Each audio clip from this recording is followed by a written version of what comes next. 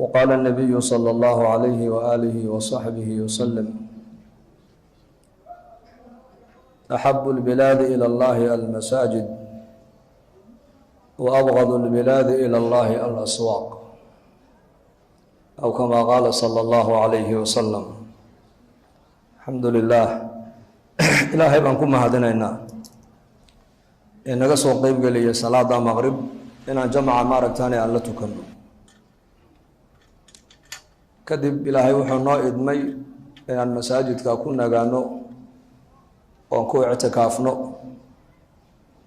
إنكو إلهي تبارك وتعالى كلي دون يماركتاني الرذيهيس meel lagu nagaado waxa ugu khayr badan waa masaajida meel la fadhiisto lagu ictikaafo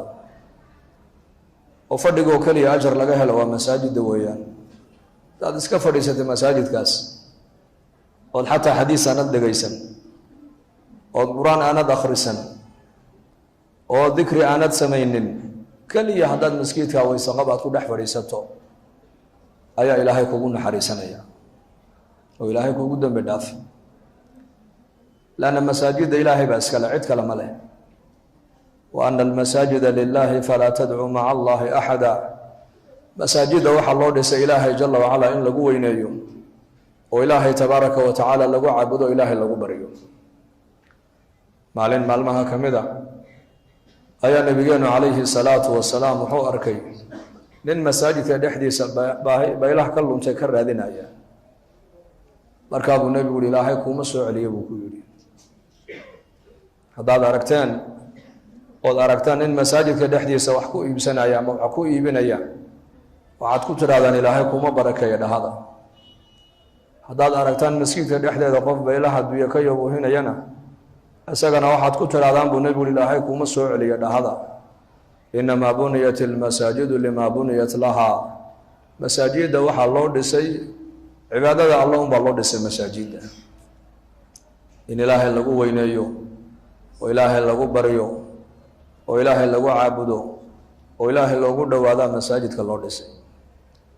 meesha dadka muslimiintu rabbigooga ay kaga xidhmaan waa masaajidka qofka masjidka cilaaqa aan la lahayn waa daliil waxay daliil u tahay qofkaas ilaahay cilaaqa lama leh مسلم كهالكو إلهي سكاجا حرمه ومساجدك تضبط إلهي جل وعلا مالك قيامها وهرين دونه مالين تهارك الله مويان هارك لو سنجرنا وحاكم ذا النبي عليه الصلاة والسلام ورجل قلبه معلق بالمساجد لأن قلبه ثم قلب مساجد كحريهم مسكيت على أقل له أيا كم ذا النبي صلى الله عليه وسلم مساجدنا وماشى النبي عليه الصلاة والسلام وهلك أمده وكتر بيديه ويان وهلك صحابتي سعلمك وكبر ويان وفود مقالة المدينة إيمان يسير النبي قال لكل إنك سوي إيمان يسا وماشى النبي نكسر دويني وكو استقباله ويان عهد النبي عليه الصلاة والسلام بركو النبي مدينة المنورة ويمدي لبا عمل بنبي مركب مدينة كدقاجيي بنى المسجد مساجد النبي مركبه او دسو امده او علامديي عمل كلباد النبي مدينه مركو يمد او قبتنا وحا كميدهاyd اخا بين المهاجرين والانصار انصار يا مهاجرين النبي ولا لا او كدغاي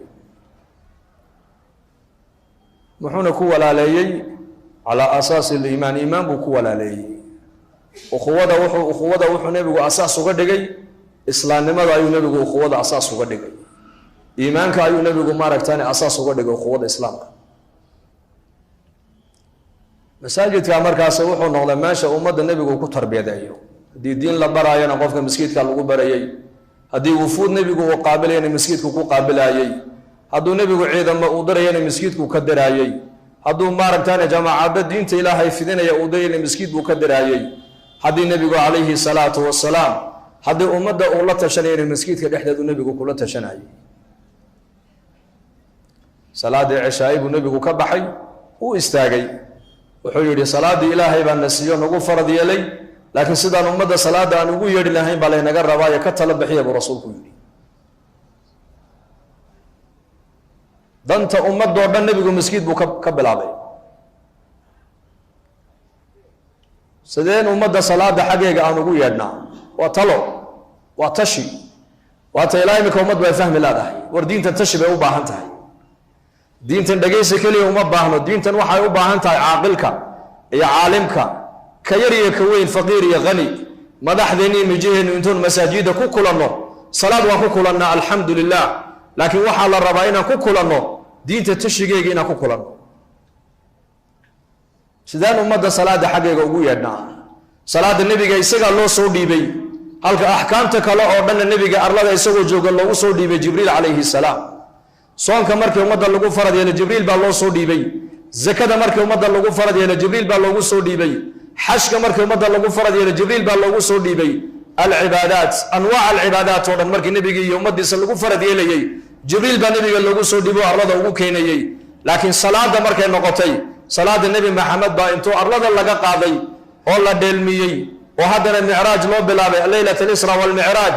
ayuu nebigu ilaahay la soo munaajooday dadna shantaas salaadood baa nebiga loo soo dhiibay shantaas salaadood laakiin habkii ummadda salaada loogu yeedhaayey nebi maxamed calayhi salaatu wasalaam iyo ummaddiisaa loo dhaafay inay ka fikirtay ka tashato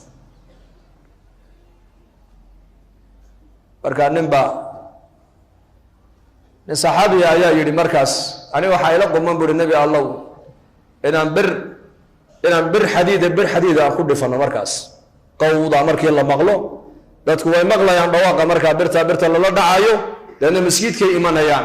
markaabuu nebigu yihi taa nasaarada ayaa isticmaasho waa jarsi weeyaan ee tala kala keena buu nebigu yihi calayhi salaatu wasalaam nin kalea yidhi anigana waxaa ila quman inaan dab shidno oo dabkaa marka la arkay qiiqiisii holociisa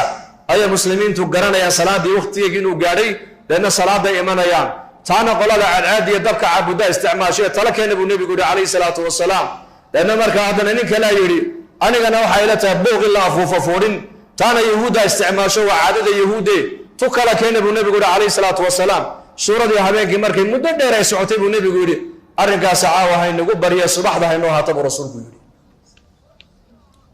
sidaan ummadda masaajidka ugu soo xidhnaa sidaan ummadda aan salaada ugu soo xidhnaa siday ummaddan ilaahay ugu xidhantaa ayuu nabigeennu calayhi salaatu wasalaam saxaabadiisa kala tashanaya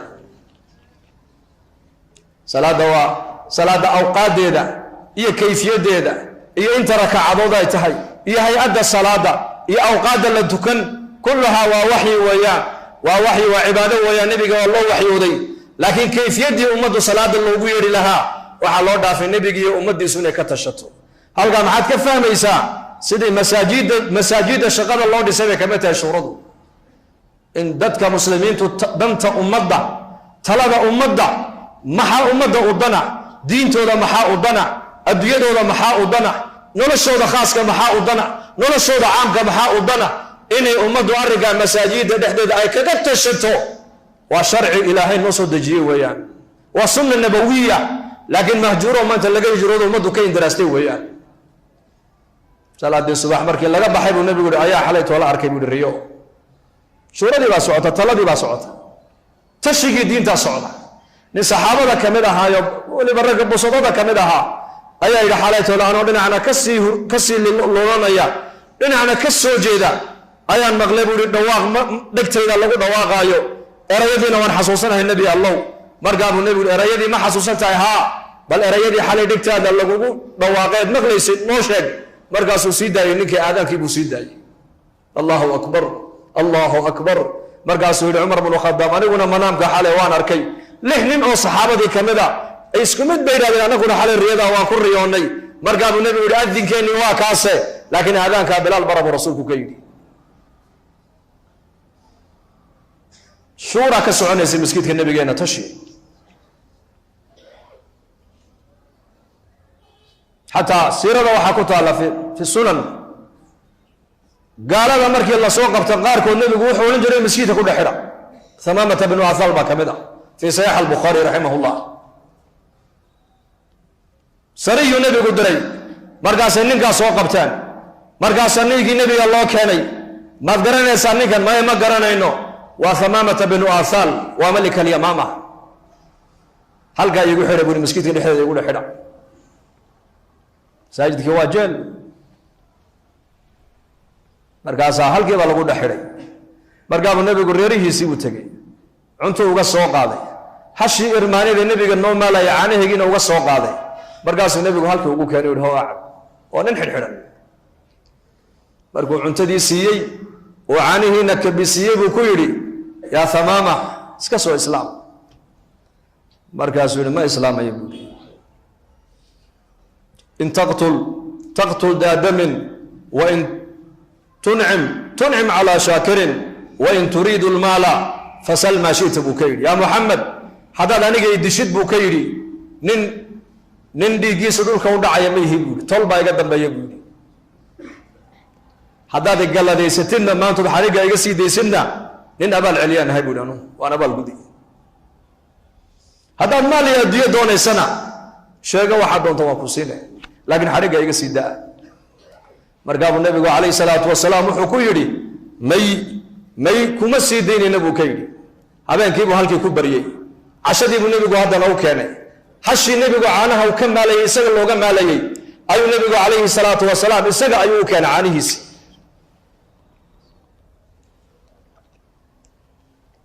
markaasuu ku celiyey haddana u iska islaam nebi maxamed calayhi salaatu wasalaam ayaa nin gaala oo mushrika caanihiisii intuu keenay siinaya xeraadku ku cashaynayana intuu soo qaalibuu hordhigayaa markaasuu weliba u khidmaynaya u adeegayaa uu leeyahay soo islaam muxuu nebigu ninkaa la maagan yahay inuu naar ka badbaado masab ka dooni maayo lacag ka dooni maayo shuhrad ka dooni maayo waxa keliya ninka nebigu uu ka doonaya waxa weeyaan inuu soo islaamo markaasuu ku celiyay haddana yaa Muxamed haddaad idishid dhiiggaygu dhulka u dhici maayo waa layga dambeeyaa buu yidhi haddaad igalladaysatidna maanta ood isii daysid ood xarigga iga sii daysidna nin abaal celiyaan ahay buuhi anigu ma ciyaar nin kaftamaya ma ihi buu yidhi abaalkaaga waan gudi haddaad adduunyo doonaysana xoola waxaad doonaysa ii weydiiso madax furasho oo waan ku siinaya xarigga iga sii daa markaabuu nabigu calayhi salaatu wasalaam ku yidhi may markaasuu dee waa hagaag aniguna ma islaamaya buu yidhi haddana maalintii saddexaad sidii sile buu nabigu ninkii ugu khidmeeyey xeraadkiibuu u keenay caanihiibuu u keenay markaasuu yidhi yaa Thamaama iska soo islaam sidii unbuu isaguna ku jawaabay markaabuu nabigu saxaabadiisii ku yidhi dilkiisu waxba inoo tari maayo xadhigga ka sii daaya iska socday buu yidhi sii daaya markii la sii daayey magaaladii madiinuu ka baxay beerihii beer ka mida buu galay ceel ay lahayd buu biyo ka soo dhaansaday uu ku soo qubaystay oo uu soo maydhay masaajidkii nabigeenna uu ku soo noqday isaga oo leh ashhadu an laa ilaaha ila allah wa ashhadu anna muxamadan cabduhu wa rasuuluhu usalli rasuulkeenna sala allahu alayh wasalam markaa buuri yaa rasuul allah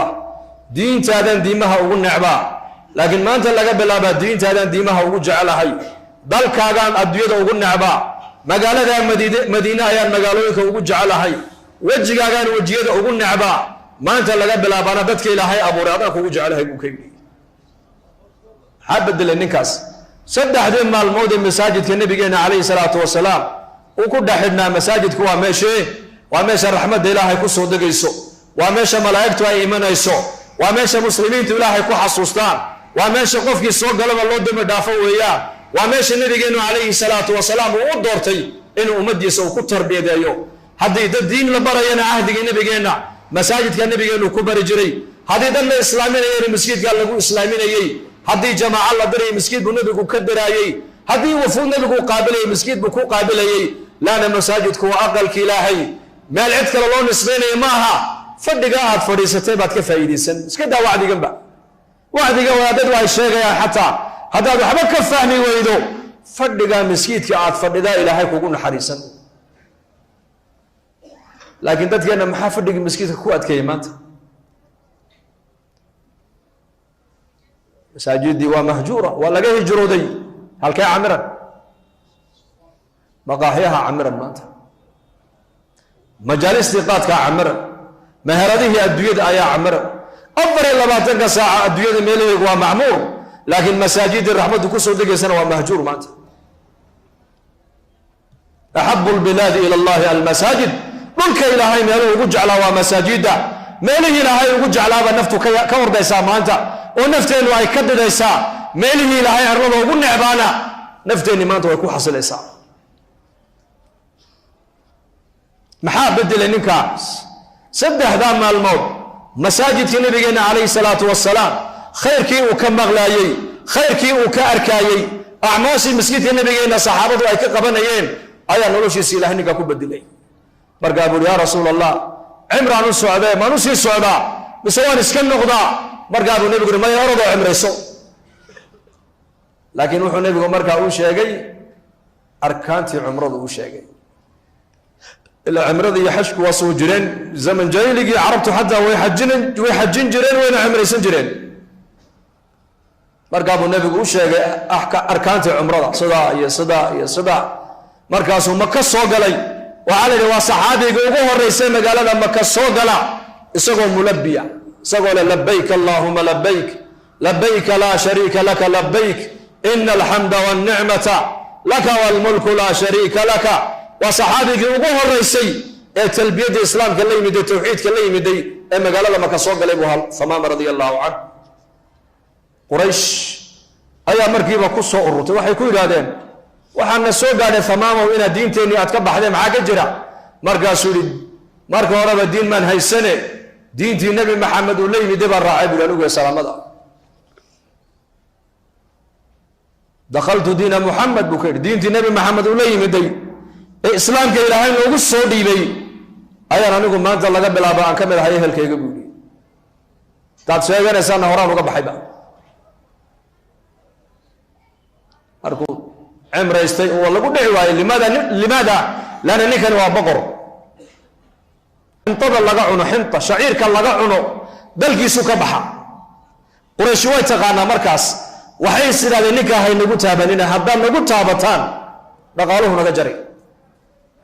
mar alle markuu cimradii dhammaystay isaga u yimid oo ku yidhi qurayshay dhegaysta, maanta laga bilaabaa xinta xabban xinto shaciira dalkayga inaga imani mayso ilaa nebi maxamed oo amar isiiyo u sii daa igu yidhahda mooyaane, imaa ininkuu diinta islaamka soo gala mooyaane, labadaa waxba kama dhexeeyaan buu yidhi.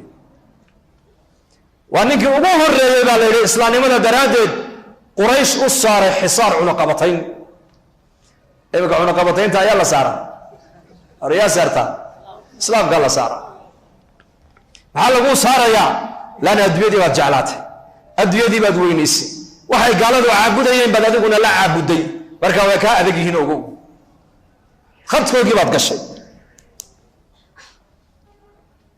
markaasaa markii uu dalkiisii ku noqdayba qoomkiisi way wada islaameen. markaasuu yidhi magaaladii maka shaciir ha u dirina buu yidhi, xinto ha u dirina buu ka yidhi,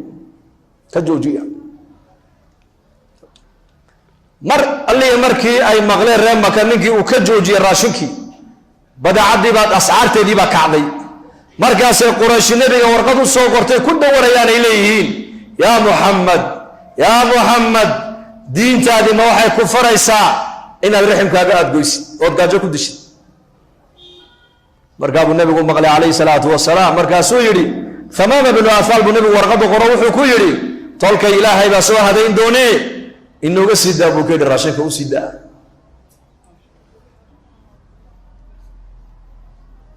masaajidku saasuu wax u bedelaa.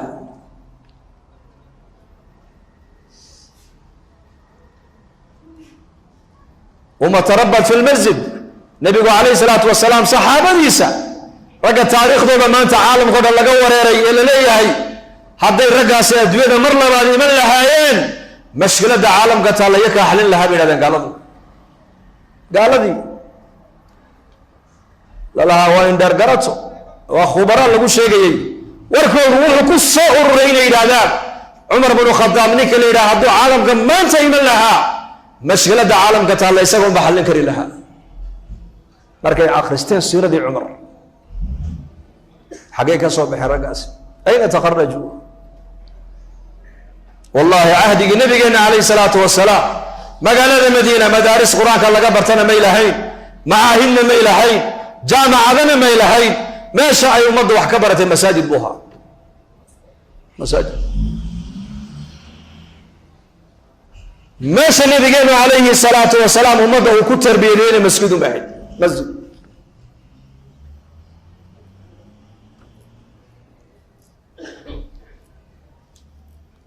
إمامكي مسلمين أميركي مسلمين في علم الحديث أبي هريرة رضي الله عنه عبد الرحمن بن الصخر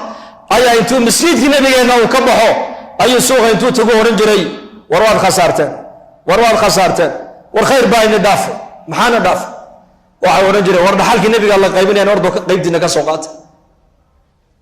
ميراث محمد يا بحالك النبي مسجدك الله قيب سنة يا مركز سيداتك قار لين إلا عقل قيب سنة يوم لأنه هو السوية عين مساجد كيبا يمادين واحد يقول الله قيبين يا مركي أركي وايين أي أبا هريرة ولي هالكي تاغن والجولات كي الزيارات كي السمين أي كوير هذا يا أبا هريرة مساجد كي وان تجني واحد حلو الله قيبين يا منو أركي مركز سوري مساجد كي ما تكتينها وان تجني وأحد من مسجدك كما تركين ما مسجدك الددوي جوجين بدك مسجدك جوجين ما حي سميني ينبلي شيء قبولي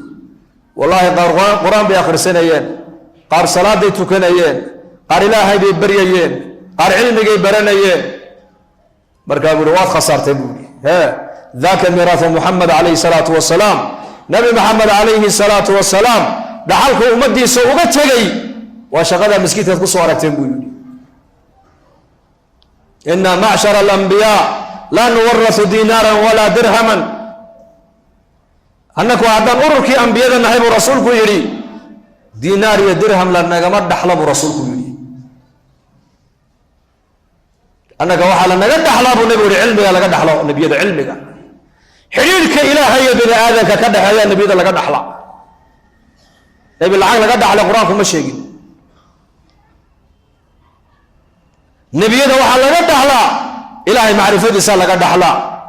دين تايا لك دحلب دريك آخر يا لك دحلا الدنيا آخر وحي قف كوها جاي أي النبي ذا لك دحلا أي النبي ذا لك دحلا بركات النبي يقول لي أنك وهذا أنبياء دي أنا هاي دينار درهم لما دحلو وحال أنك دحلا برسولك ما رتاني علم نك علمك قاتنا نصيب وين بوقاته برسولك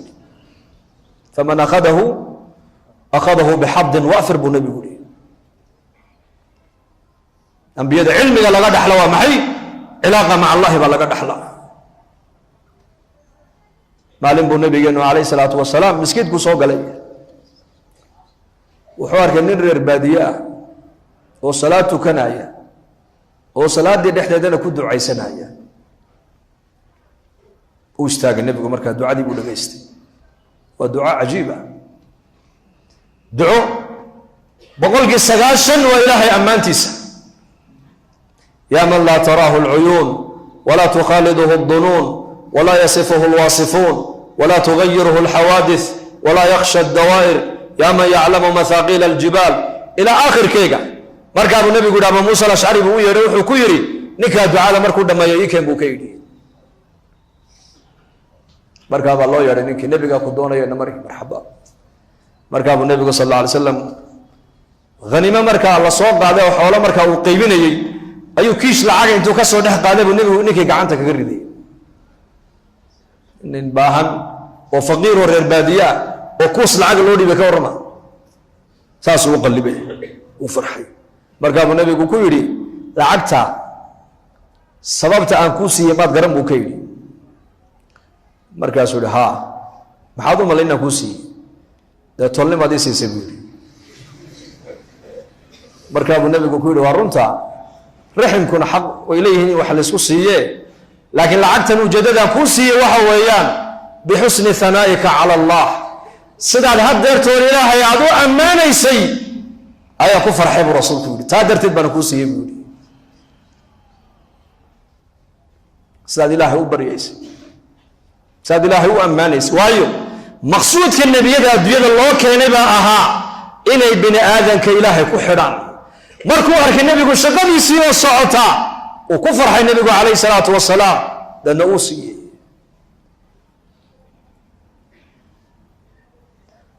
تعلق إلهي dadku ay leeyihiin baa nabiga agtiisa ku weyne lacagtu agtiisa kuma weyno hatta fi siirati Umar waxa ku taala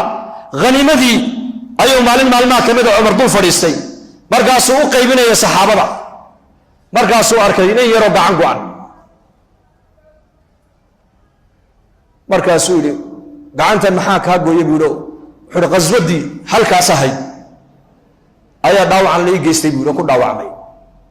markaasuu lacagtiibu cumar soo qaaday kun buu siiyey kun kale ugu daray haddana markaasuu cumar u qaybiyaa isagana weli meeshuu taagay oo lacagtii buu tirsanayaa markaasuu cumar ninkii isha ku dhiftay haddana mar labaad mar alle markuu dhaawacii arko ayuu soo qaadaa kun kaluu haddana siiyaa markaasuu cumar haddana u qaybiyaa markaabuu haddana isha ku dhifta halka yarka gacanta dhaawacu kaga dhacay markaabuu kun kale qaado uu tiriyaa uu siiyaa mar dambe cumar marka uu waaya ki yaraa markaasaa lagu yihi cumar baa war ninkii meesha joogay meye waxaa la yidhi xoolaha aad siisay badnideeda ayuu la dawakhayo uu ka socday meeshii wallaahi baan ku dhaartay buri cumar binu khadaab hadduu ninkaa halkaas sii joogi lahaa oo ishaydu mar walba naburkaa diinta ilaahay loogu dhaawacay ishaydu ku dhici lahayd xoolaha halkaa ayaa la isagaa ku dhammayn lahaa buuri manin ilaahay dartii u cawirmay oo diinta dadaalkeyga iyo koryeelkeyga iyo difaaceega loo dhaawacay baan adduunyo ka haysan buuri anigu may wallahi waan ku bixin lahaa buri wax meesha yaalloo dhan ba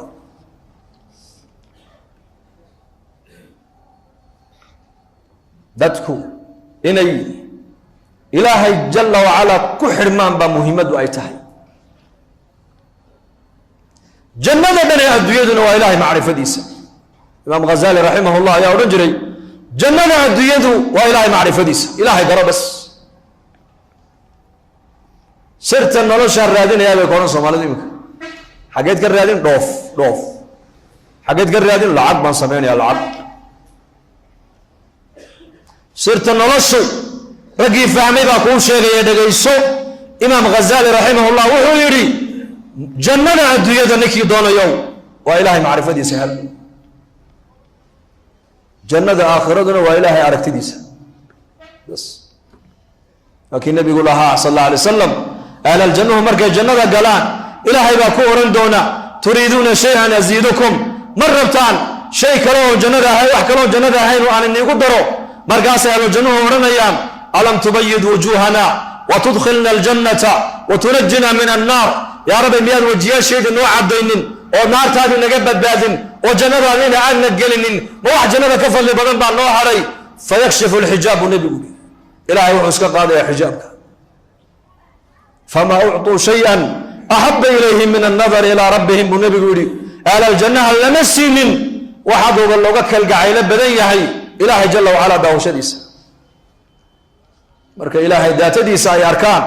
ilaahay jamaalkiisa jalla wacalaa iyo kamaalkiisa markay jannada dhexdeeda ku arkaan jannadii ay ku jireen iyo xuralcayntii way halmaamayaanba marka jannada adduunyadu waa ilaahay macrifadiisa noloshan adduunyada sirteedu waa maxay ilaahay garo macnaheedu waa maxay maqsuudkii ujeedadii adduunyada lagu keenay garo hadafka lagu keenay garo hadafka lagu keenay waa maxay ilaahay caabud ilaahay bari ilaahay baahidaada u sheego ilaahay weydiiso cid kale waxba ha weydiisan idaa sa'alta fas'al illaaha waida istacanta fastacin billah waclam ana alummata low ijtamacat cala an yanfacuuka bishay lam yanfacuuka ila bishay qad katabahu allahu laka haddaad weydiisan buu nabigu leeyahay ilaahay wax weydiiso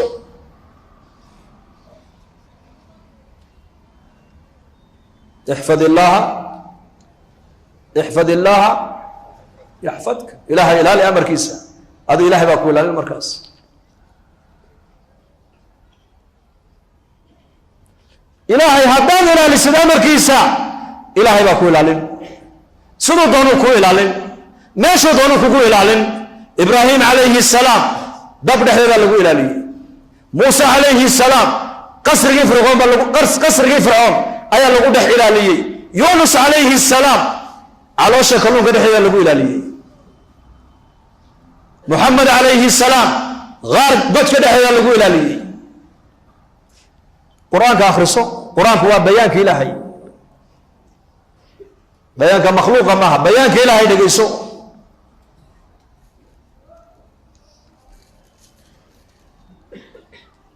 bayaan hada bayaanun linnaas ilaahay baa sidaa ku leh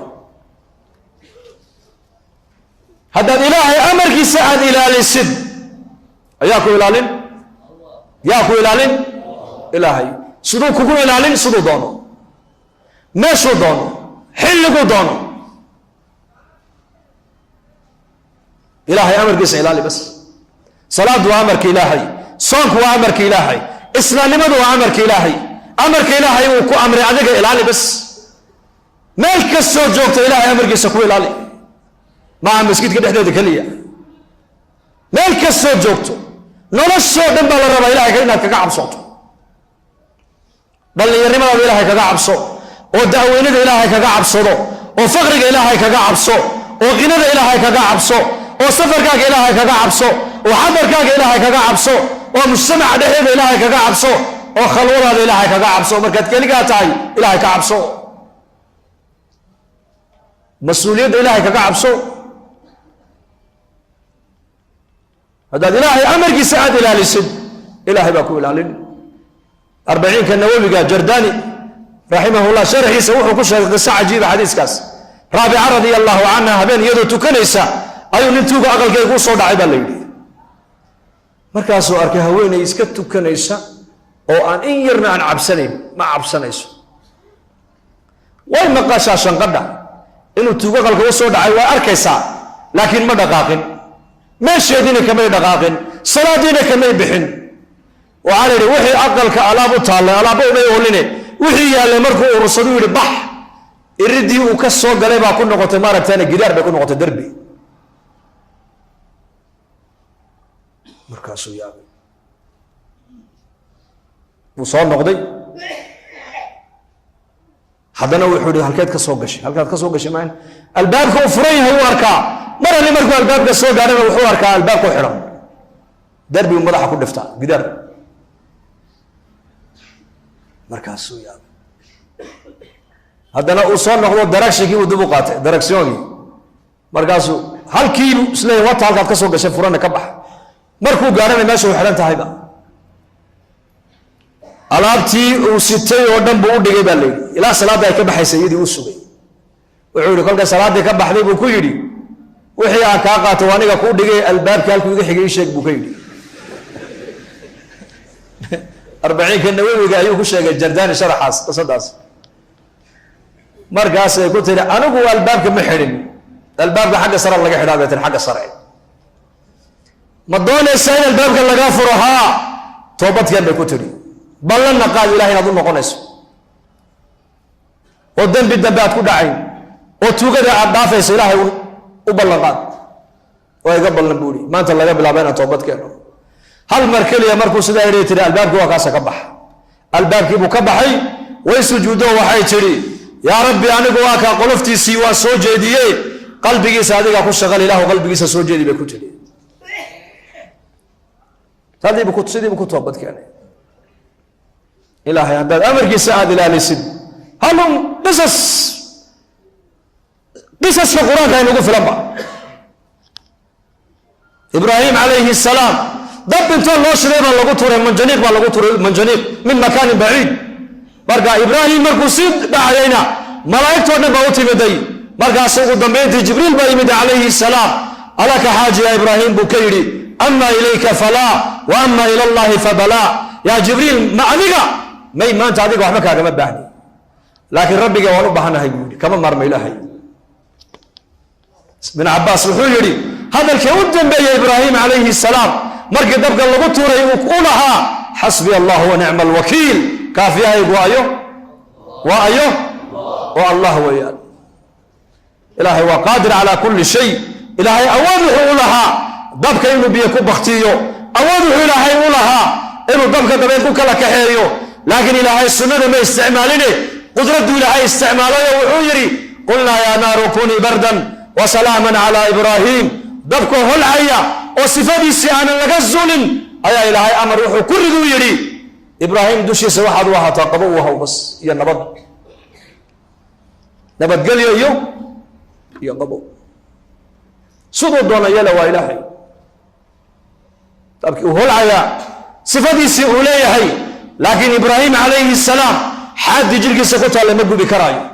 bal nolosha adduunyada ugu fiican ibraahim waxay soo martay baa la yidhi 40kii maalmooduu dabka ku dhex jiray. wa ibraahim calayhi salaam qisaskiisa qur-aanka way ka buuxaan, qisas kullaha iimaaniya, laakiin ayaa ku cibro qaadanaya maanta. islaantiisii haajara iyo ininkiisa ismaaciil afka intuu ku qaatay buu la yimid 4 buuro dhexdood min masjid al-aqsa ka soo qaaday qudus ilaa wuxuu keenay ardul xijaaz dhul kulul oo biyo iyo baad aan lahayn oo roobku ku yar yahay oo dadna ay ku noolayn oo xataa geel la hadhaystay aanan lahayn halkaa intuu ibraahim dhigay haajara iyo ismaaciil ayaa lagu yidhi ka noqo iskaga noqo lagu yidhi oo amar haajara dhaadhac oo dhaadhacday ilmahaaga qabso way qabsatay biyo intanaan kuu hayaayo hoo la dhaadhac way la dhaadhacday baad intanaan kuu sidaaya qabso way qabsatay markaa buu yidhi salaama waa maka halkay maka ku taallo weeyaan dadka xajiyey baa yaqaanay waraysta kulaylka iyo rafaadka iyadoo zamankeenan maanta nafaqyo iyo wadooyin iyo wax walba lagu diyaariyo biyo qabow haddana maalinta xujaydu ay yimaadaan waxay yimaadaan iyagoo daallan bay yimaadeen oo madoobaaday meeshaasoo asbaabaan lahayn ka warrama berigaas halkaasuu ibraahim haajara kaga dhaqaaqay markaasi haajara ka daba hadashay ku tiri ibraahim ma amar ilaahayba markaasuu yihi haa ilaahay nima dayacaya iska socabay ku tiri ilaahay nama dayacayo haweenaydaa iimaankayga ka warrama kalsoonida rabbigeeda ay ku qabtay eega xaaladda maanta muslimiinta caalamka ku nool ku qiyaas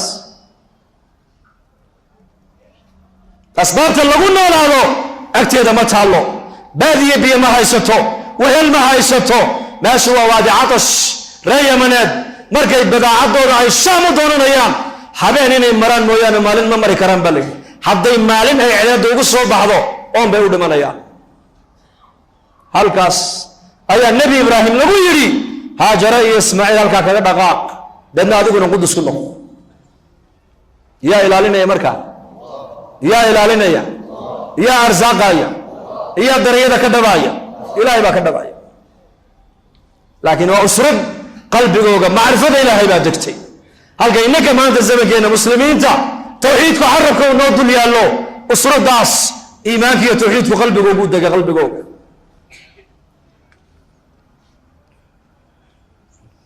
idan laa yudayicana ibraahim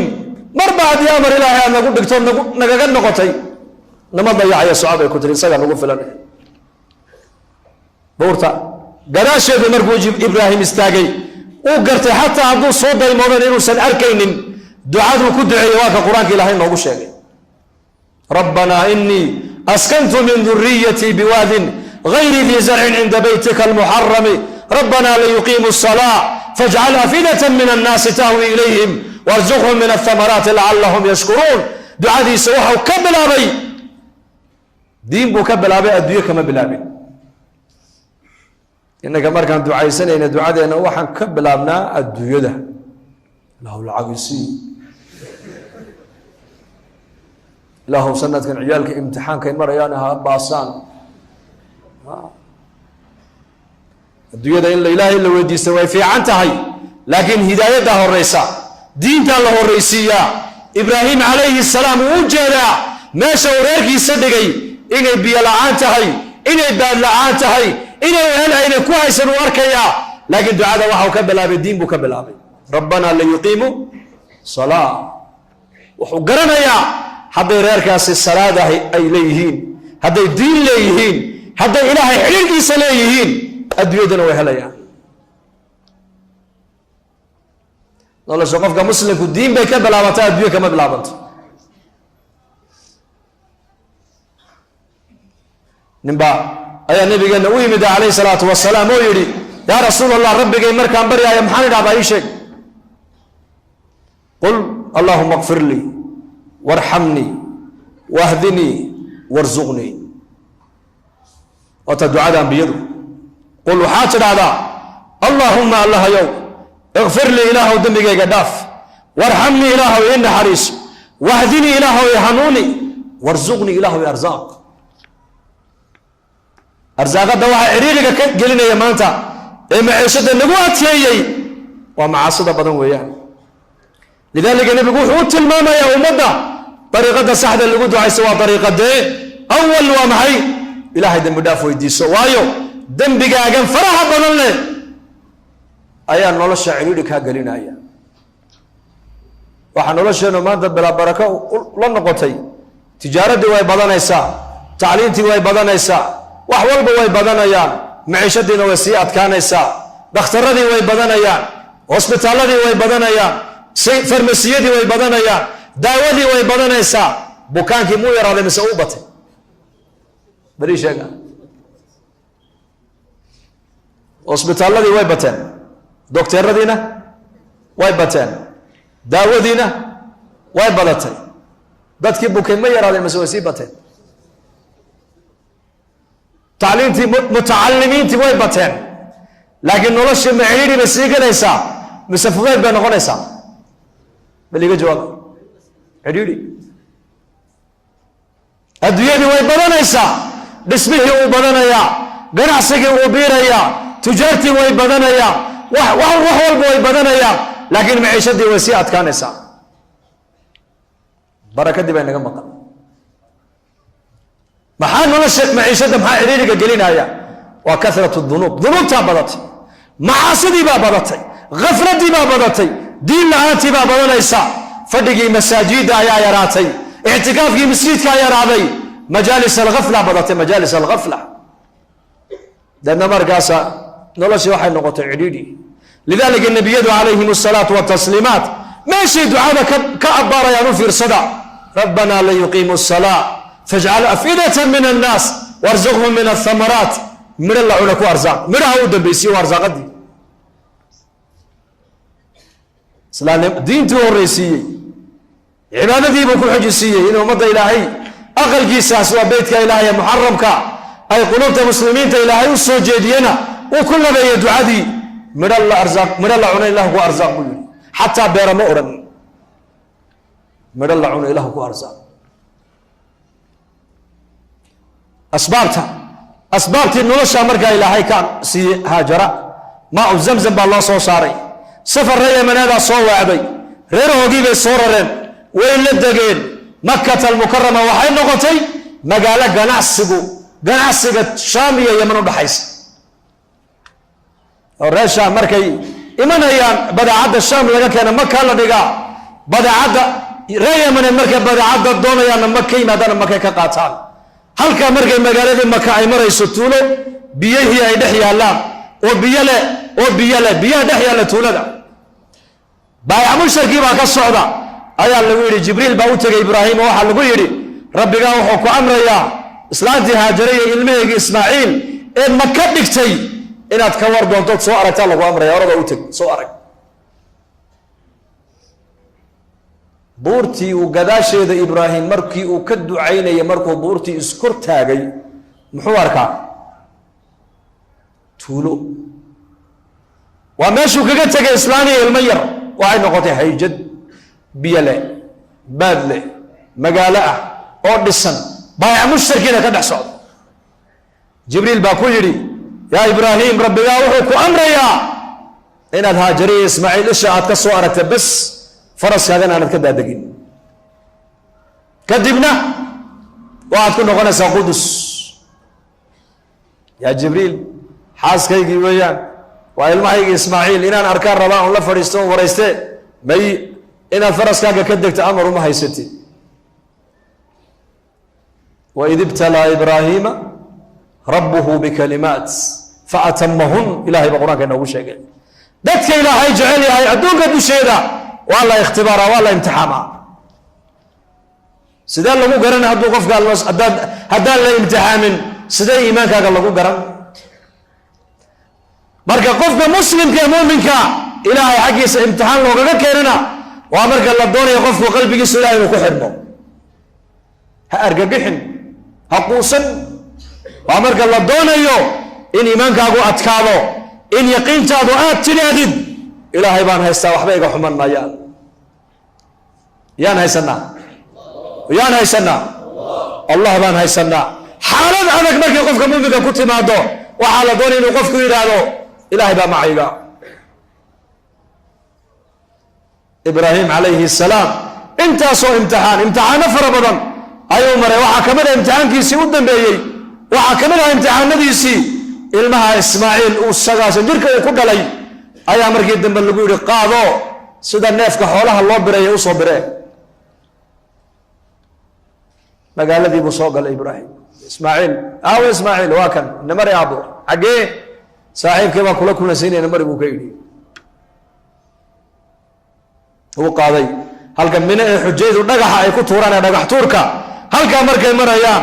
ayuu arkay ismaaciil oo didsan markaasuu ku yidhi aabba maxaad arkaysaa aabba waxaan u jeedaa oon arkayaa nin baa igu leh waa lagu gawrac odagu ku gawracaya ay ka baxso markaasuu yidhi aabba waa ibliis weyna dhagaxa ku tuur buu ka yidhi waa halka xujaydu ay dhagaxa ku tuuraan ramya aljimaar halkaa markay marayaan buu la hadlo wuxuu ku yidhi falama balaga macahu sacya qaala yaa bunaya inii araa fi lmanaam anii adbaxuka fandur maada taraa qaala yaa abati ifcal maa tu'mar satajidunii in shaa allahu min asaabiriin halkaa markay marayaan buu ku yidhi aabbo waxaan ku manaamay anigoo ku biraynaye adiga bal maxay kula tood odhan lahayd buu ka yidhi markaasuu yidhi aabbo amarka ilaahay buuxi buu ka yidhi iyo fuli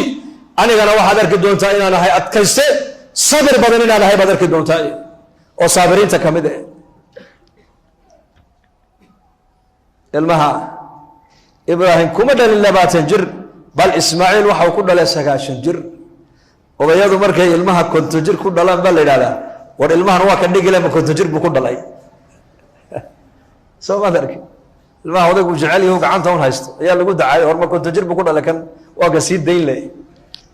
igu markuu 50 jir ilaa inta ka horeysa ilaahay u baduuna siinin ee 50 markuu maray ilaahay ilma uu siiyo ilmaha ka 20 jirka ku dhalay waa uga duwan yahay maxaad u malaynaysaa nebi 90 jir ilaahay ilmaha uu ku siiyey oo haddana la leeyahay sida neefka xoolaha loo bireeyo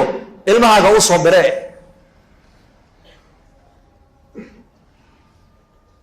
waxaa cajiiba ilmahan aabbihii kuma ag barbaarin laba qisoo cajiiba qur-aanka ku taalla labaduba waa ina nuux iyo ina ibraahim qisadii nebi nuux inankiisa markii ummaddiisa la halaagayey waa kii ilaahay ku lahaa doon samayso nuuxow adiga wixii ku raacana doontaa saar ehelkaagana doonta ugu yeer inay fuulaan waa kii nebi nuux inankiisa u yeeray ku yidhi qaala yaa bunaya irkab macna walaa takun maca alkaafiriin qaala yaa bunaya inankaygii yaraayow irkab macna nala soo fuul walaa takun maca alkaafiriin kaafiriinta ma ooga ha noqon buu ka yidhi qaala sa'aawi ilaa jabalin yacsimunii min almaa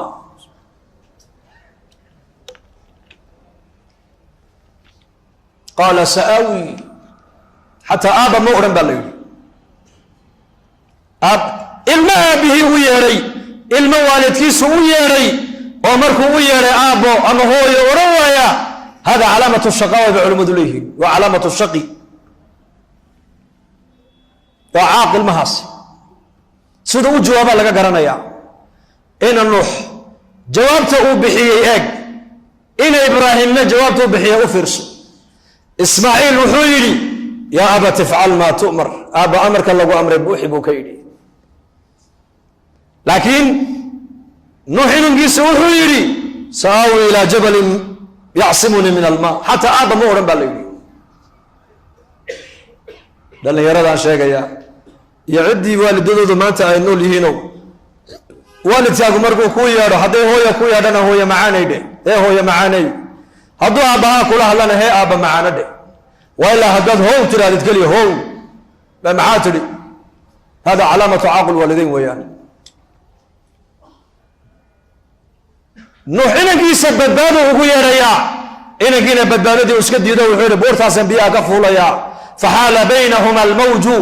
fakaana min almughraqiin baa ilaahay yidhi iyakoo labadooda hadalka isweydaarsanayaan hirarkii mawjadihii duufaanka ayaa dhex maray deedna inankiisi waxaa ilaahay ka yeela kuwii qarriqmay kuwii kana waxaa lagu yidhi inii araa fi lmanaami anii adbaxuka fandur maada taraa waxaan ku manaamay anoo ku biraynaya sida neefka xoolaha loo birayo ee aabba maxay kula tahay buu ka yidhi qaala yaa abati ifcal maa tu'mar satajidunii in shaa allahu min asaabiriin aabba amarka ilaahay buuxi oo yeel aniga hadday noqotona waxaad heli doontaa inaan ka mid ahay kuwa saabiriinta adkayste labada aabba maaha bay culimmadu leeyihiin maaha labada waalid labada aabba maahan waa labada hooyo ayaa kala duwan ina nuuxna waxaa soo tarbiyadaysay hooyo ilaahay cilaaqa aan la lahayn hooyo nebi nuux aanan rumaysnayn hooyo gaalnimadeeda qarsanaysay oo inankeyga ku lahayd odaygan qaylaya warkiisa ha maqline or danahaaga qabso ismaaciilna waxaa soo tarbiyadaysay hooyo tidhi markii cillada lagaga dhaqaaqay tidhi ilaahayna dayici maayo ibraahim oo da iska soco laanna ilmaha baa la yidhi inta badan tarbiyadda hooyadaa saamaysa ee tarbiyadda aabbuhu ma saameeyo inta badan ilmuhu ma hooyuu la joogaa mise aabbo midkuu la joogaa hooyuu la joogaa hadday hooyadu hagaagsan tahayna ilmuhu way hagaagayaan hadday dumarku naga baanaadaanna ciyaalku way baanaanayaan waayo dugsiga ugu horeeya mujtamacu ka soo baxaa uu wax ka soo barta waa hooyada haddii dugsigaas uu noo hagaago uu dugsi diin danaynaya u noqdona mujtamac diin danaynaya soo bixi doona hadday malcaamadahaas iyo dugsiga uu naga hallaabo uu naga xumaado ilaahay nagama xumeeye waa haweenkan u jeeday hadday haweenku naga xumaadaan waxaad ogaadaan jiilalka soo socdana way naga qalloocsameyn ogaada marka dumarkeenna xaasaskeenna gabdhaheenna hablaheenna inaan diinta ku tarbiyadaynaa waxay ka dhigan tahay mujtamaca soo socda hagaaggiisii baa ku xidhan gaaladuna laba qolay ku dadaalaan maanta laba qolo dumarka iyo ubadka labadaabay naga soo galaan odayaasha dan uma leh ragga dan uma leh gaaladu labaday ku dadaalayaan maanta waa labadaas waayo jiilkan maanta jooga waxay leeyihiin hayna dhaafaan laakiin jiilalka soo socdaan bedelaynaa bay gaaladu ka fikirayaan inay bedelaan lidaalika nebi nuux calayhi salaam islaamtiisu maadaamay gaalad ahayd oo gaalnimada qarsanaysay tarbiyadda inankeyga iyadaa saamaysay ismaaciilna aabbihii kuma agbarbaarin hooyo ku agbarbaaray tarbiyaddii hooyadii baa saamaysay hooyo caynkeeya hooyo ilaahay ku xidhan hooyo cidna markii lagaga dhaqaaqay tidhi ibraahiimo ma amar ilaahayba haa ilaahay nima dayacayo socabay ku tidhi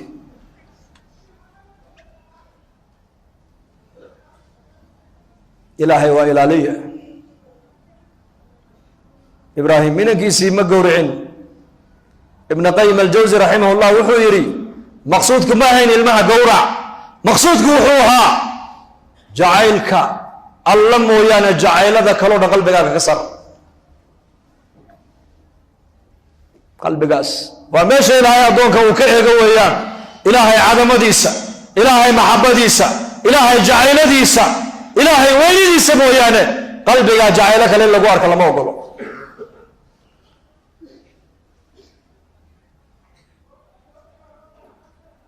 dadku inay ilaahay ku xidhmaan oo dadku diintan ilaahay xadhigga ilaahay qabsadaan waa muhiimadda ilaahay nebiyada u soo diray waa muhiimadda nebigeenna loo soo saaray calayh isalaatu wasalaam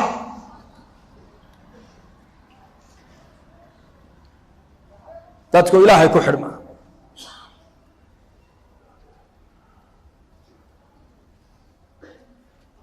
adeerkii abaa aalib baa u yeedhay rasuulka maalin markaa nebiga quraysh abu aalibka quraysh baa la fadhida markaasuu loo yeedhay rasuulka ilaahay u yimiday abaa aalib oo sakaraada markaa wuxuu ihi maxamed oo adeeradaa baa ila fadhiya quraysh akaabiru quraysh baa ila fadhida aday kaa cabanayaan maanta maxay igaga cabanayaan ilaahyadoodii baad ka ceebaysay odayadoodii caqliga badnaana waxaad ku sheegtay inay yihiin dad maangaab oo aan waxba fahmayn aabbayaashoodii dhintayna helanaar baad ku sheegtay midnimadoodiina waad kala geynaysaa intaasoo arrimood iyo wixii waxyaabo kaleoo la mida lagaaga cabanay adiga bal maxaad ka sheegeen buuhi bal sheeg wuxuu idhi anigu adeeraday wax dhibaataa iyaka aan ka sheeganaya ma jirto laakiin iyakaa khayr la rabaa buuhi anigu bas khayrkaad la rabto waa maxay kalimatan yaquuluunahaa kelmaduma ii odhanayaan bas hadday kelmaddaa yidhaahdeen carab oo dhanna boqorray u noqonayaan cajam oo dhanna jizyadda ka qaadayaan buuhi markaasu maxaa tidhi kelmadunba lahayay dhahada bas haddaa kelmaddaa tidhaahdaan qurayshay carab oo dhanna ininkaa boqorro u noqonaya cajam oo dhan ninka jizyada ka qaadaya marka Abi Jahl baa saraka oo yiri waylaka 10 ma kalmad iyaan waxa soo mulkay ku helaya ha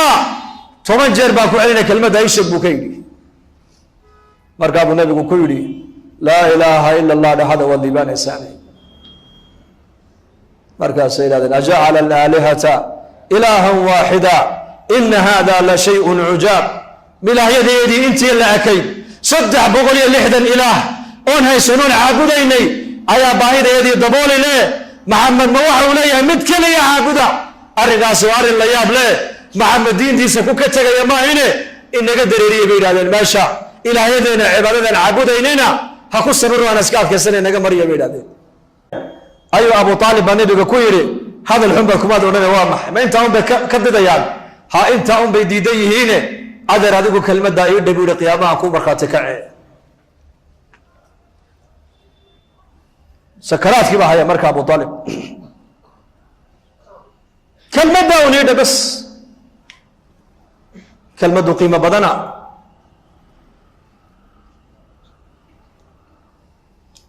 ku soo noqday Abu Talib Abu Jahl baa soo noqday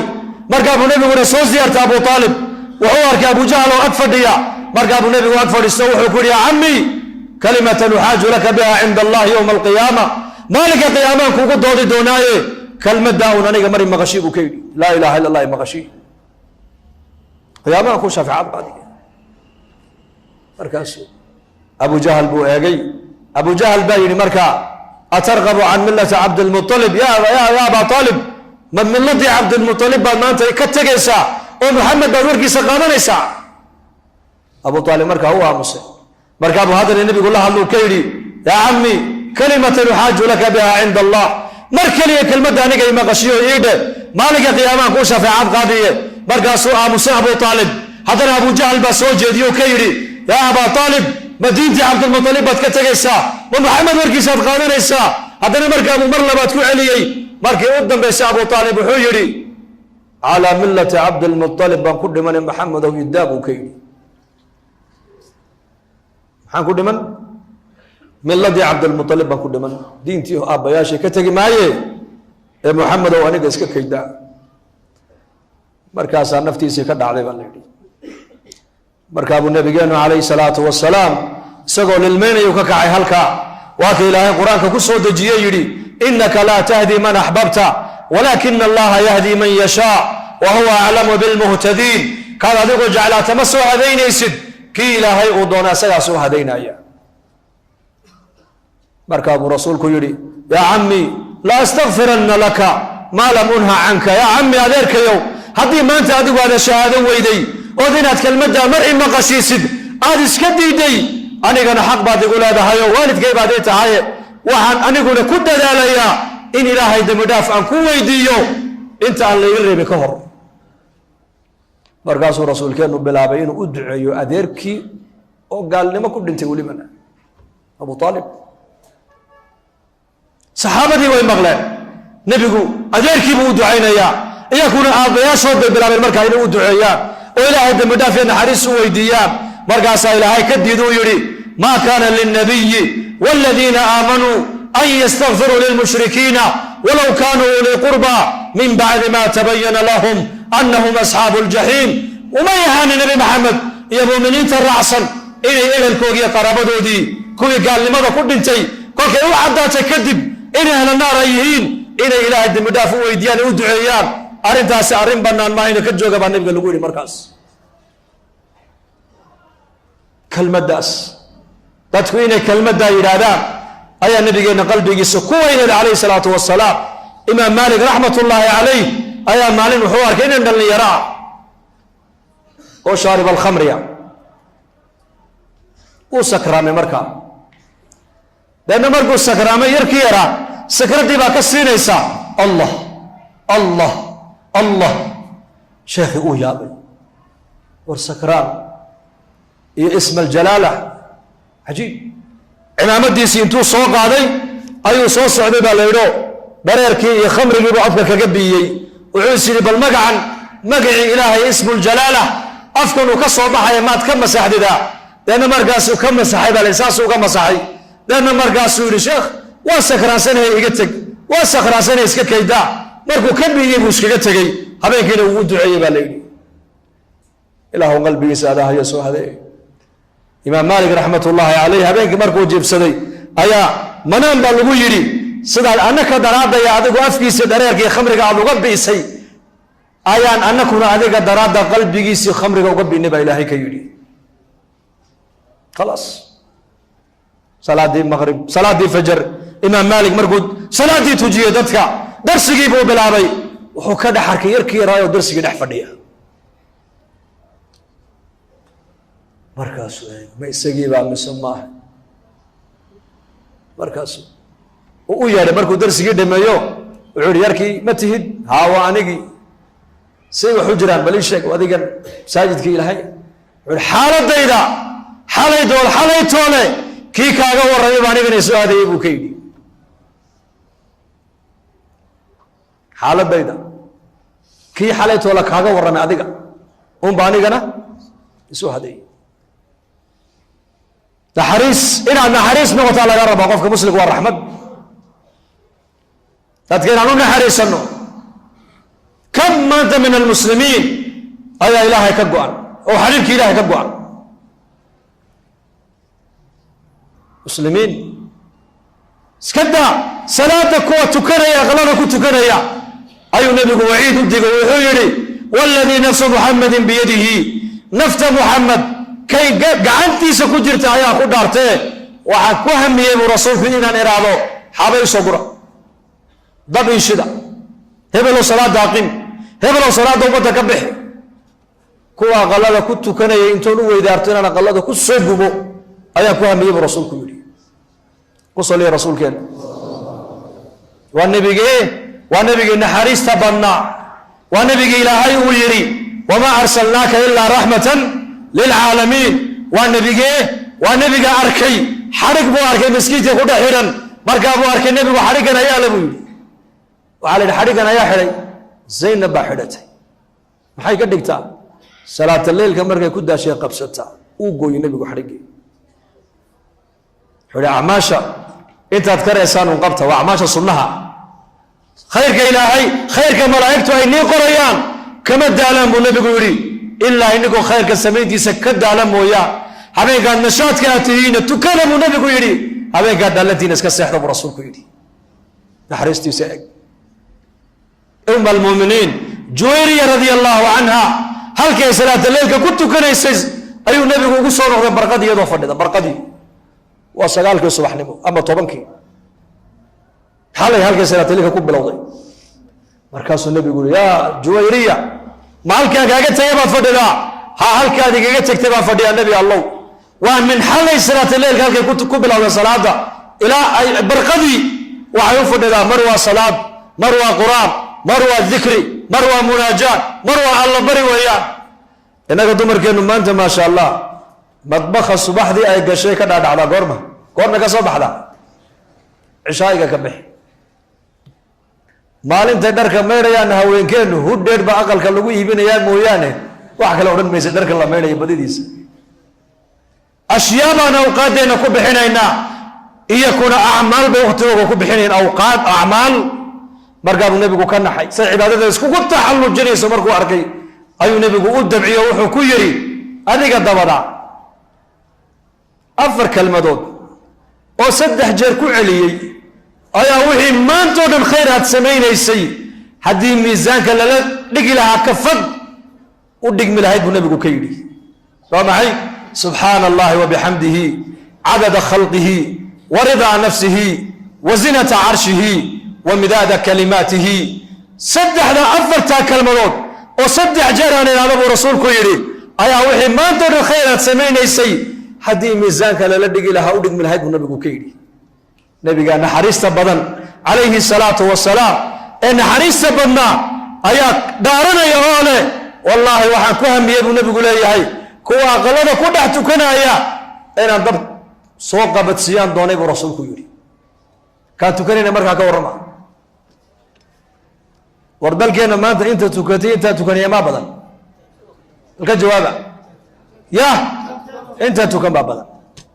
بعد ويتتولا صومر تولب بل كنا كنت على قبل كان سلل لحن أوكليا أيا صلاة فجر لتو كتجمع سيدات مسلح بها يعني واقي مركو بريان وريسنا تولدي وعالي تولد اللح بغلو قيس بكنول سيدات نبا صلاة الصبح كسوتو كتي نقصان دينين ما تويت على مال والبا لكن دين تعد النقصان ده كبح ليسي أيا ما أنت ومضى كم غلمات شغل الدنيا ده ذلك قال إنه شيء ما يو سبب إلى لها تجارته تعليمته سبب إلى لها حنونك سبب يولا هي قفل بطريقة الله مرولة سبب كستي وعليه وحضرين أسباب إلى يولا لي لكن أسباب تومضى يكون حنون يسي ما أنت ومضى إلا مساجد جمعه اللبوحه وآن لو تكنايو أيا نن قروح بدن أو در آذو قروح بدن ستة أيا صفقه ركوتو كذي وكسوا كعي علماء دي بقوي مدي وحبودك تأوش يا جاي شيخ إمام كان ميكروفون قاتو حيري نكن ولكن يندل تاجن وحوله يا جماعة مسلمين تو أولاد إلهي هيوي ديان بقول يا أدعي يقولي والله أدعي ما شاء الله هذا جمعيه كانوا سوا كعي دعادي بقول شيكتي والله دعي هذا جمعيه سدعات بصوكعي دعادي بقول شيكتي والله دعي نن علماء دي كمدا فكري وياري صفر يسبيلو وعر امس هدمر غورستي بوكيدي مركز ما بغورسن با بل قورا منيكاس صحبا دعادي ساسي ما سوونيسا دعاء سي مجمع عادني أولياء علماء أوبر ودعيين الممكوا عليا لماذا هو وين بليشك خلاف السنة سنة إلهية دي وخلاف سيئة طريقة دي الله مرة يسحل ممرن مركا وصوك عليها يؤدي سقره دي سوحا لموضيا لن أفر دمر له أولي أوبر عن كتحن لكن مركو يرمى بقور سنبا أيا اللي يروار ونبر باكا قلدنه horta soo guurso horta numberkaas ka soo sax numberka ilaahay bari tayib hadana jamciini kale soo kacay ninkii xaaladiisa ogaay xawaasha ka qaaliba ayaa yiri war naga fadhiis wariyaa intuu imaanba meeshii buu fadhiisiyay culamadii baa ku tiri war waa ninkii ducada doonaya khayrka badnaa duca doonkii maxaad u fadhiisay baa laga yiri markaas uu yiri war number baa ka qadla buu ninka مسكحه وحكير قضاء سيدكو قرطيو ده ما بقرسن بيقولي إما كل جين دتك ما أنت مسلمينتو إن مسلمينتو أعز الناس دتك الدنيا ده وش شرف بدنين النقدان ما جعل الله يمسه مجعلين بل ليك يجعله وقعدة تاك لكن طريقي مسلم عزيز كل نقني إلى أن قام الديار ما هو نهي ومنهم بصدق يجيرك معك دحية اسألكم معك دحية ثم جيرك ما اسكوي مدي ويتشابهن وحيد هذا حبايب والله بصدق طبعا لباتن والله ندميه سنو بدنا كطلب حياة جير بالي مركز الرأي في عبد سوء جديو وحيدي ومثال يعني كورتنا أورت الله سورة صومة قانان جرس قيل الله سورة حل قاضي بصدق قورتي ده الله صوص يقول si markay soo socoto shanqadha loo maqlo dana looga dhunto markaas jiirkii oo dhan baa yidhi wallahi fikradaas waa fikrad fiican tala fiican buu soo jeediyey waan isku raacnay marka jiirkii sheekhoogii ugu weynaa baa yidhi waa hagaaga ayaa soo suraya buu soo saamaynde nabiga ku salliya dad muslimiinta oo dhan maanta inay diinta dhegaystaan inay diintu nolosheenna ka muuqato inay muslimiintu acazza الnaas inay noqdaan inay waan jecelahay laakiin marka la gaaro diinta dadaalkeegii nin walba gaarka dambu gashanaya markiiba war waxba gaarka dambe ha gashane gaarka hore gasho yaa u diyaar gaarka hore inuu geliyo insha Allah dhahada Allah inaga farxiyo Allah inaga farxiyo hay noo ballana diinta dadaalkeega inaan waqti ku bixino تفرغ لعبادتي أملأ صدرك غنى وأسد فقرك تفرغ لعبادتي حديث القدسي في تفسير ابن كثير بكشاقي في شرح وما خلقت الجن والإنس إلا ليعبدون إلهي باكل تفرغ لعبادتي والطاعة ديدا عبادة ديدا دين تيدا وقت وصمي با إلهي كل ابن آدم هذا الدين ده وقت وصمي سمحنا ليس مركا أملأ صدرك غنى با إلهي لا بتان أني قلنا كاقب بحين با إلهي هضم هل كان لقد نقض غني غنى النفس ما كسين ويان بايد أنا كود بولي با إلهي كل إيهي وأسد فغرك الباب الفغر قلنا أنا كاد بولي با إلهي وكاحد إياه وإلا تفعل هذا العبادة ديدا هي طاعة ديدا هي دين تيدا هذا وقت السين وإذا با إلهي كل إيهي بايد أنا كاد بولي مينو قعنت هذا مشغول ما كدقنا با إلهي ملأت يدك شغلا ولم أسد فقرك أفر إلا ما تلقى ساعة مشغول ما كان يجيب إلهي كايدي فقرك أنا كاحد منه والله ما عقوبة ومدى خد على مات كيف فقير كيف وعدها يسن مرقى جماعات بوتك تترى إلهي درتي نورع وعليني ما هلا يلي وحنا ما يسد به مشغول بارهي بكورا وحنا ما يسد به هذا مقايد بفضيع دور كي مقابل فريستقاب baabuurta dariiqa la eryanaya inuu kala mid saa u eegaya BBC duu geynaya idaacado dad walwalan ay leeyihiin oo baalkan maanta laga soo saarayna kolba mid buu gashanaya waxa caalamka ka dhacay uu la socdaa aakhiradiisina war uma hayo marka jamaacadu u tagtay tiraadana masjidka noo raac in yar ilaahay hadalkiisa la dhageyso mashquul baan oo nimo haleelayo waxa mashquul ku tahay waxa mashquul ku tahay uquba kugu dhacda mashquuliyad la yiraahdo كيما الغبين كهانا إيه هيستي كنتن سنو أما بقول سنو هدو هردو وحو عوني لها يسوى بانكا أي يقول جرتو هذا لا فقري بوكا بقايا ما دعلو سقو كنتن سنو أما بقول سنو قوت هيسي إلهي ميل أسارو هيستا هذا ترى إلهي درتي أبح ومسجدك وحقشو ومدرسة وحقشو ومعلم قرآن ما ركتان أنا فقدي سنة قبحي هدي اللي إلهي عليا هي حبا ما هيستلم سجن وحى كل دعي عقوبته ولم أسد فقرك الباب هذا فقرك كاحد من بيلهي هذا دينتا هي دعوة هي علمك هي مساجد سيدي ومد الله وقصوا حري لها وقتك أبحي ويدو لما لا عقوبة كل دعي سقفك مشغول أفر إلا باتك ساعة مشغول بالغدقي أفر إلا باتك ساعة وكيبها لما ذا عقوبة إلهي من نقف إذا مدون إسان هذا قال الله إنه زيادي مسلمين تمالي جوغان موافقين من دمان الله سيو قفول بالكن فديا كربة سارا إله وديك أو قال كربة سيا كربة إله وقضات لأن يرى وحبرنا سن إله تعليم تود إله وبركة علماء إله علم وعلم النافع إله كيال دل كأن دولة دين دت كأن شعب كأن إله ودين تقوى دنا إله كيال إله كو مساجد عمر إله ونجيل كو دين تكرر قاد إله ونجيل وحي دبنا ولا صوم معنا دبت جودوه إله كعلي وحي خير الناس ودنا خير إله وكالماء مسلمين تأدون كمال كستيج جوان إله من نمد ودي موافقة ودي إله سوء علي هداية مسلمين تإله توبض يتغير الأعمال كوك الله دايش قال هذا إله سوء هذا قال هذا أنت هداية هذا تلقى شهادة وإله سوء هذا تذكر وحي دبت جوان لك جو إله كو إلالي كو دين تادا ذلك الدين تدري الإله كيال اللهم إنا نسألك حسن الخاتمة وشهادة عند الموت ونعوذ بك من سوء الخاتمة صلى الله على سيدنا محمد